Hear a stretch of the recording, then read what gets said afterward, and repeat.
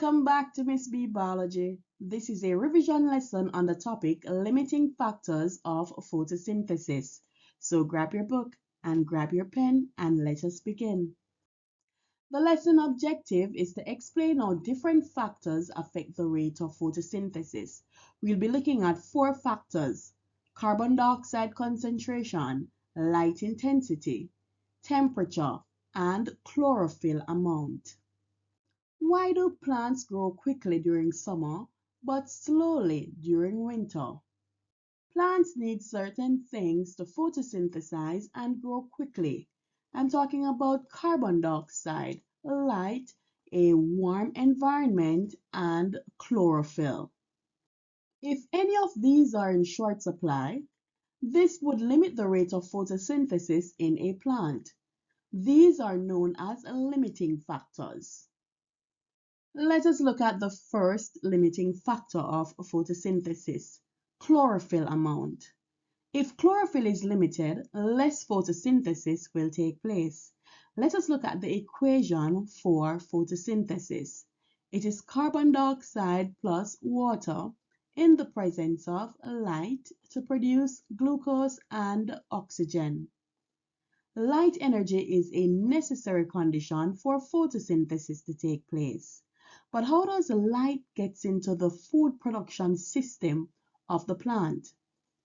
Light energy is absorbed by chlorophyll. So if chlorophyll is limited, then less light will be absorbed. And this means that photosynthesis rate will be reduced or decreased. Right? So that is how chlorophyll and the light energy is linked.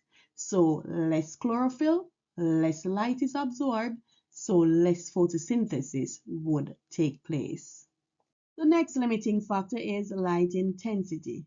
This is the graph used to show the relationship between light intensity and the rate of photosynthesis. Let us now look at the explanation for the shape of the graph. So at low light intensity, the rate of photosynthesis is low.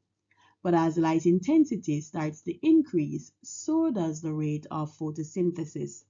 The length of these lines can show proof that as light intensity increases, so does the rate of photosynthesis. But what is happening at this point? Even though light intensity is increasing, we notice that the rate of photosynthesis remains constant. And this is because light intensity is no longer a limiting factor. Along this area of the graph, light intensity was the limiting factor. How do we know that? Because each time light intensity increases, so does the rate of photosynthesis. But we're not seeing an increase in this area, even though light intensity is increasing. And the reason for that is because another limiting factor is in play. And this could either be carbon dioxide or temperature. The next limiting factor is carbon dioxide concentration. And as you can see, the graph for carbon dioxide concentration is the same as the light intensity. So let us now look at the explanation for the shape of the graph. So at low carbon dioxide concentration, the rate of photosynthesis is low. As carbon dioxide concentration increases, so does the rate of photosynthesis. And again, we can use these lines to show that there is an increase happening. But what is happening at this point? It is very similar to what happened in light intensity, where as carbon dioxide concentration increases, the rate of photosynthesis remains the same.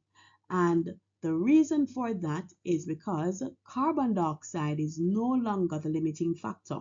There is now a new limiting factor, and this factor could either be light intensity or temperature. The next limiting factor is temperature. One important point to note is that enzymes are involved in photosynthesis.